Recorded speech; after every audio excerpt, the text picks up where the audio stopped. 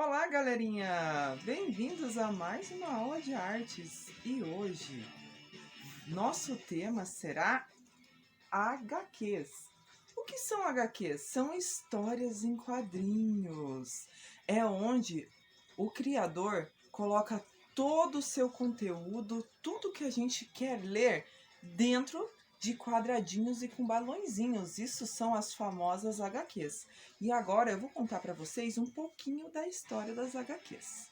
Então, para começar, a gente tem que pensar na origem, da onde veio as HQs. As HQs, elas surgiram lá no Antigo Egito, certo? Pois no Antigo Egito, eles faziam o desenho da sua história em tiras, representando cenas do seu cotidiano. Então podemos dizer que isso já era algum tipo de história em quadrinhos. E quando falamos em história em quadrinhos, os mais novos logo pensam em Turma da Mônica. Os mais velhos lembram de Tio Patinhas, Mickey Mouse. E os mais velhos ainda lembram de Zé Carioca, Tico Tico, que é um desenho bem antigo das HQs, Dick Tracy, quem aí já não ouviu falar de Dick Tracy? Muito legal. E o nosso querido Popeye. Mas quando pensamos nas HQs, nas histórias em quadrinhos, nós ficamos tentando pensar, mas quem que foi o criador? Então a gente esbarra em três pessoinhas, né? A primeira dela é um senhorzinho com um nome muito estranho, Alfred, eu não sei falar, tá?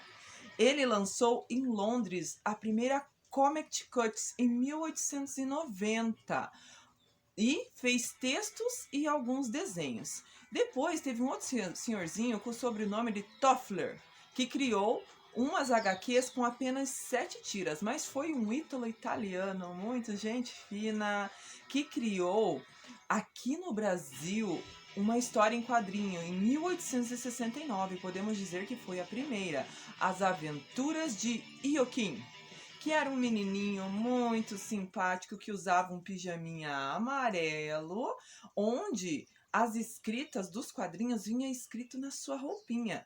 Então, era um tipo de desenho em quadrinhos. Mas o título de honra das HQs fica para outra pessoa que criou as HQs com os balõezinhos que a gente conhece. O seu nome é Richard.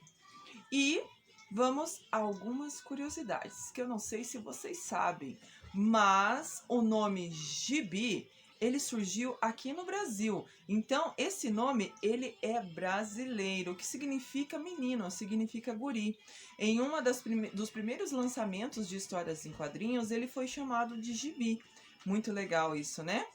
E que foram feitos vários recortes. E a primeira exposição feita aqui no Brasil foi dia 18 de junho de 1951 em São Paulo. E aconteceu várias coisas curiosas. Professores, pais, mães queriam tesourar essa exposição porque eles achavam cenas de violência aí nos HQs. E agora que você já sabe um pouquinho sobre a história dos HQs, você deve estar imaginando por que eu estou vestida assim. Porque no mundo dos HQs foi se transformando com o passar do tempo, né?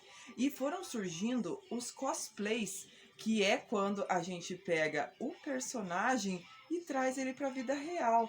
E a gente tenta se caracterizar conforme o personagem que a gente gosta. E agora tem as comics, né? Que são as reuniões, são os lançamentos, né? De gibis, de personagens, onde, né? Várias pessoas vão lá e se caracterizam do personagem que elas gostam, que são os famosos cosplays.